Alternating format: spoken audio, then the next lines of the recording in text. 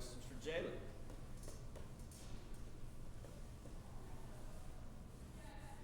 Start with Wes.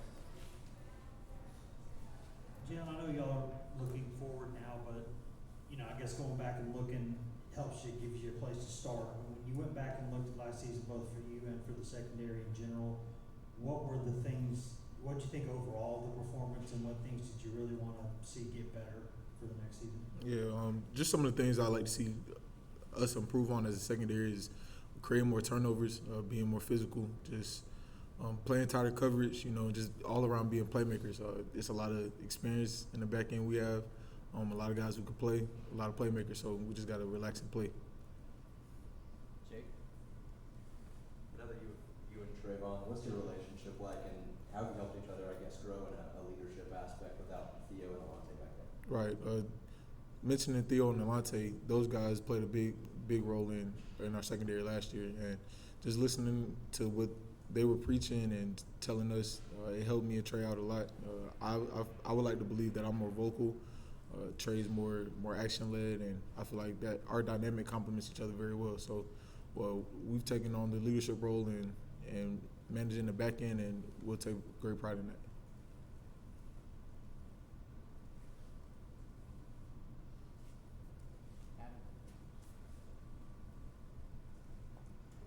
Last year, when you guys didn't have to blitz, when you could get pass rush just with your front four, how much of a difference does that make to the secondary? It's a big difference. We're covering the best receivers in the country, so if we could get our pass rush there in like 2-3 seconds, man, it takes a lot off of us. And our D line does a great job of getting to the quarterback, creating mayhem, creating havoc back there, which allows us to play coverage and just trust in them. So. Vince in the front.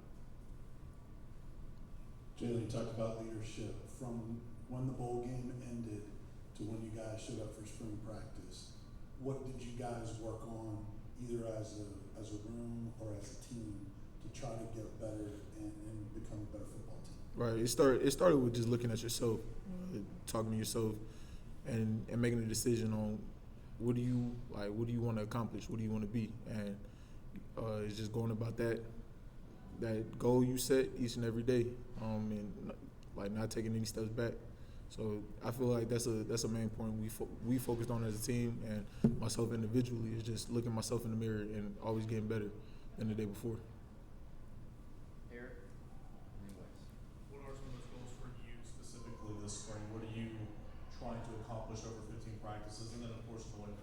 Yeah, well, my personal goals this season or this spring ball was to improve my open field tackling, taking better angles in the post and in the box, just being more detail oriented, being intentional in the stuff that I do. So, and I feel like I've done a pretty good job so far. Eric had a follow-up to that. Yeah, are you cross-training at all, doing any of the star positions this spring? Yes, I am. I'm playing star and both safeties along with the Don. So. What have you seen from Christian Charles at corner? I know that because of the numbers there, somebody's had to go over there and try it. What have you seen from Charles over there? Yeah, Christian looks natural. He's a freak athlete, man, and him at corner it seems natural for him. So, it's a different tempo, it's a different speed out there on the island, but I know Christian, man, he'll get it down easy. Ryan and Patrick. What are your early impressions of Desmond Williams and just how ready does he look coming out of junior college, and what do you like about his game? D, we call him D. So I like D because he's very intentional in what he does. He's always asking questions. If it's not to the safeties, it's with the corners, and he's just very focused on his craft and what he wants to improve on. I'm pretty sure that D will come in and make an impact for our team and impact for our secondary.